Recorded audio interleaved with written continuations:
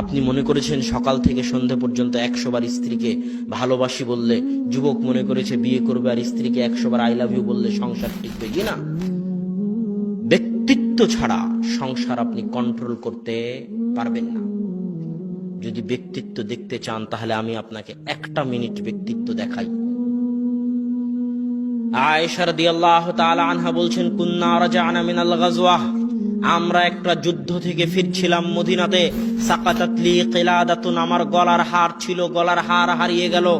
এমন জায়গায় এমন সময় আমার গলার হার হারিয়ে গেল যেই জায়গায় পানিও পাওয়া যায় না, আর সালাতেরও সময় হয়ে গেছে, পানিও পাওয়া যায় না, সালাতেরও সময় হয়ে গেছে, হারও হারিয়ে গেছে, জনসমাজ মহাবিপদে। এই কথা যখন আমার আব্বা আবু বকর রাদিয়াল্লাহু তাআলা আনহুর কানে গেল, তখন আবু বকর রাদিয়াল্লাহু তাআলা আনহু আমার তাঁবুতে আসলেন, আমার কাছে আসলেন। এমত অবস্থায় রাসূল সাল্লাল্লাহু আলাইহি ওয়াসাল্লাম তার মাথা আমার উরু রানের উপর দিয়ে শুয়ে আছেন।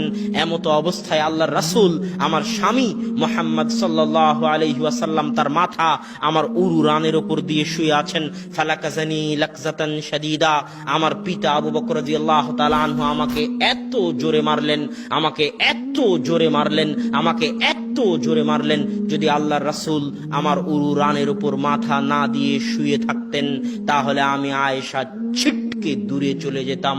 এত জোরে আমার পিতা আমাকে মারলেন। সম্মানিত উপস্থিতি, এখানে আবু বকর রাদিয়াল্লাহু তাআলা আনহু হচ্ছেন আল্লাহর রাসূলের পরে, নবীদের পরে পৃথিবীর বুকে সর্বশ্রেষ্ঠ মানুষ, রাসূল সাল্লাল্লাহু আলাইহি ওয়াসাল্লাম। এখানে আয়েশা রাদিয়াল্লাহু তাআলা আনহা হচ্ছেন পৃথিবীর সর্বশ্রেষ্ঠ 4 জন নারী। মারিয়াম, আয়েশা, খাদিজা, আসিয়া, এই 4 জন সর্বশ্রেষ্ঠ নারীর একজন হচ্ছেন আয়েশা রাদিয়াল্লাহু তাআলা আনহা, মুহাদ্দিসা, ফাকিহা, মুফাসসিরা। সাহাবায়ে কেরাম যখন কোনো মাসালা বুঝতে পারতেন না তখন আয়েশা রাদিয়াল্লাহু তাআলা আনহার নিকট থেকে বুঝে নিতেন। এত বড় জ্ঞানী, এত বড় বিদুষী রাসূল সাল্লাল্লাহু আলাইহি ওয়াসাল্লামের স্ত্রী আবু বকর রাদিয়াল্লাহু তাআলা আনহুর বিবাহিত মেয়ে। আরো উপস্থিত কে আছেন?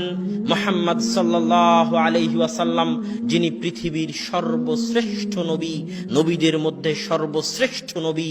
সর্বশ্রেষ্ঠ মানুষে, সর্বশ্রেষ্ঠ নবীর সামনে সর্বশ্রেষ্ঠ নারীদের একজনকে মারতেছেন, পিতায় মারতেছেন, মেয়েকে মারতেছেন, বিবাহিতা মেয়েকে মারতেছেন, শ্বশুরে মারতেছেন, জামাইয়ের সামনে মারতেছেন।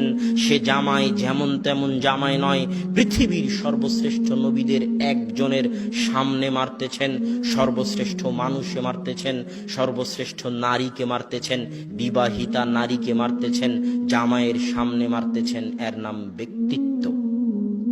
এত মহান ব্যক্তিত্বের অধিকারী ছিলেন আবু বকর রাদিয়াল্লাহু তাআলা আনহু। ব্যক্তিত্ব মানে হচ্ছে আপনি চললে আপনাকে দেখে 5-10টা মানুষ প্রভাবিত হবে, দেখে শিখবে।